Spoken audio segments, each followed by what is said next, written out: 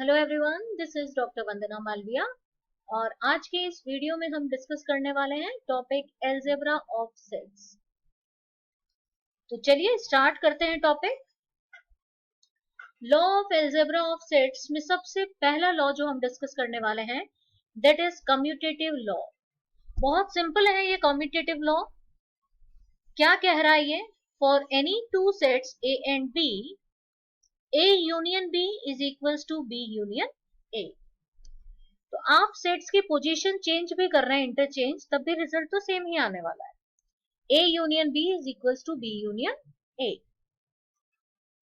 Similarly A intersection B equal to B intersection A। तो ये commutative law है, बिल्कुल सिंपल लॉ। नेक्स्ट है आपका एसोसिएटिव लॉ।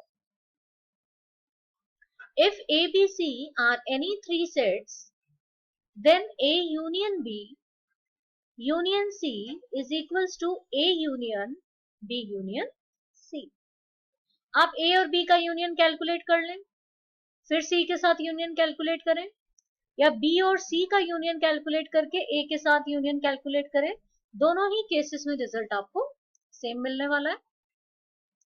यही सेम रिजल्ट इंटरसेक्शन के लिए भी फॉलो होता है।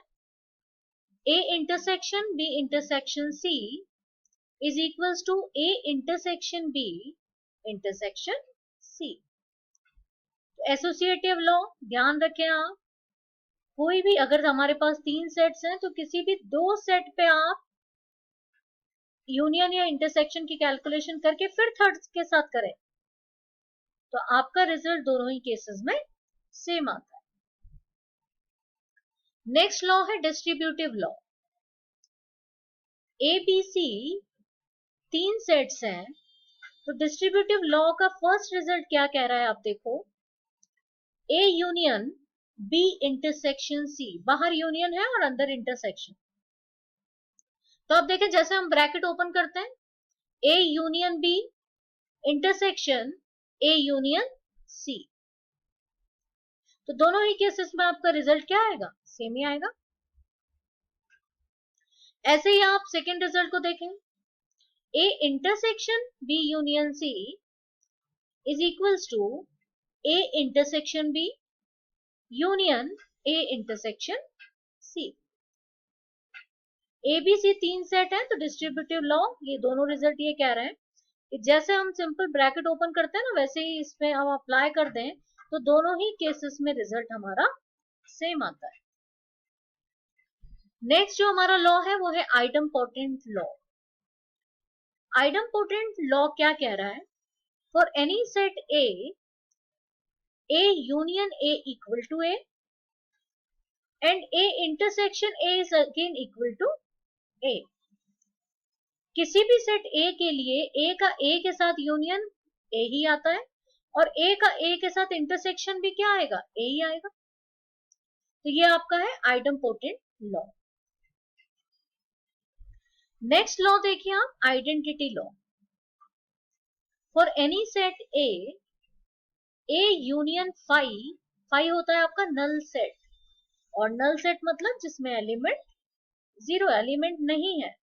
A union phi equal to A और A intersection universal set equal to A। A का फाई के साथ यूनियन A ही आएगा और A का यूनिवर्सल सेट के साथ इंटरसेक्शन भी क्या आना है? A ही आएगा। ये आपका आइडेंटिटी लॉ। नेक्स्ट लॉ है आपका De Morgan's law. De Morgan's law क्या कह रहा है देखें आप, if A and B are any two sets then complement of A union B is equals to A complement intersection B complement. आप A union B करके उसका complement ले लें या A और B का कॉम्प्लीमेंट करके उनका इंटरसेक्शन ले लें, दोनों ही केस में रिजल्ट सेम है। ध्यान दें आप, A यूनियन B का कॉम्प्लीमेंट और कॉम्प्लीमेंट लेकर और फिर इंटरसेक्शन लिया, रिजल्ट क्या आएगा? सेम ही आएगा। सेकेंड आपका इंटरसेक्शन के लिए complement of A intersection B is equals to A complement union B complement. Clear है? तो ये आपका डी मॉर्गन्स लॉ। तो ये आपके एल्जेब्रा ऑफ सेट में कुछ इंपॉर्टेंट लॉज हैं।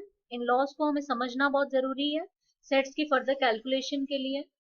इन लॉज को और सेट्स के ऑपरेशन को समझे बिना हम सेट टॉपिक को में क्लैरिटी नहीं ला पाएंगे। तो आप ये लॉज को ध्यान से देखें, ध्यान से पढ़ें, समझें। वीडियो के किसी भी पार्ट में अगर आपको डाउट है तो आप कमेंट सेक्शन में जरूर मेंशन करें। प्रीवियस वीडियोस के लिंक के लिए आप डिस्क्रिप्शन बॉक्स और प्लेलिस्ट चेक कर सकते हैं। आपको प्रीवियस सारे वीडियोस के लिंक वहां मिलेंगे। सेट्स टॉपिक के भी कुछ वीडियोस ऑलरेडी अपलोड हो गए हैं, वो वीडियोस भी जाके आप जरूर देखें। इस वीडियो में इतना ही। नेक्स्ट वीडियो में कंटिन्यू करेंगे हम ये टॉपिक। Thank you. मिलते हैं नेक्स्ट वीडियो में। Till then thank you. Thanks a lot.